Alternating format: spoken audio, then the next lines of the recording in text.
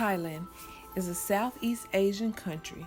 It's known for tropical beaches, opulent royal palaces, ancient ruins, and ornate temples displaying figures of Buddha.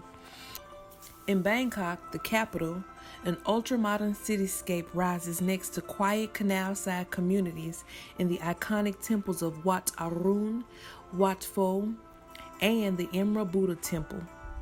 Current estimates show a 2018 population in Thailand of 69.18 million, and the language mostly spoken is Thai. Thailand spends about 20% of their budget on education, making it one of the highest spenders in the world.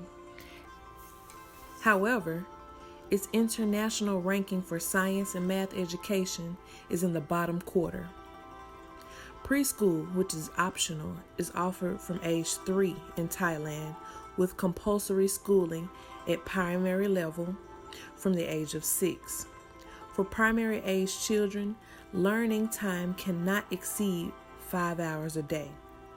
After primary school, children move on to secondary education, which is split into a lower and higher level. The lower level, which covers students aged to about 15, is compulsory. Schools in Thai public system are generally open for all students, but some more prestigious schools select students based on entrance exams and can be fiercely competitive. Thailand experienced 3 waves of education reform. The first being girls being allowed to attend school, and English and commerce were brought to the forefront of Thai education. The second wave consisted of management and administration of the education system working to abolish the inequality of the system in the 1970s. The third wave began in 1997 and ended in 2010. It guaranteed government-provided education for 12 years. This resulted in the system becoming decentralized and breaking into 175 different local education services. Depending on the economic status of the family and the accessibility to free education, students' educational growth is affected.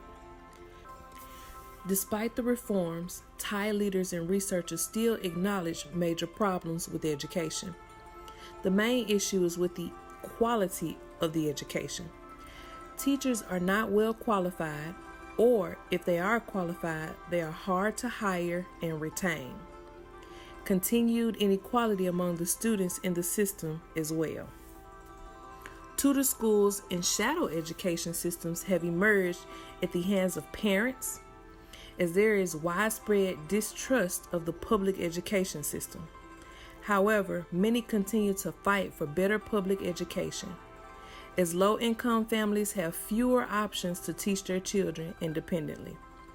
The future of education in Thailand appears a bit rocky, but there is potential for improvement. Thailand attempted to provide tablets for their students in more rural areas, but due to frequent electricity failures and teachers lacking the skills to operate the tablets, they presented a problem. Since 2016, Thailand has not reported much of anything on their educational status. As I researched Thailand's education, I found a few things that were quite similar to what we do here in the U.S. We used to teach to students to memorize information to pass tests. That's exactly how Thailand teachers taught their students. They taught them how to memorize information. They also had very large classroom sizes. Thailand's average classroom was about 40 to 50 students for one teacher. And also they ended up creating schools that did not follow or were not underneath government organization or government stress. They just created schools and provided the education the best way that they felt, where their students and their children could learn and retain information and learn how to problem solve and apply those skills to real life and regular life.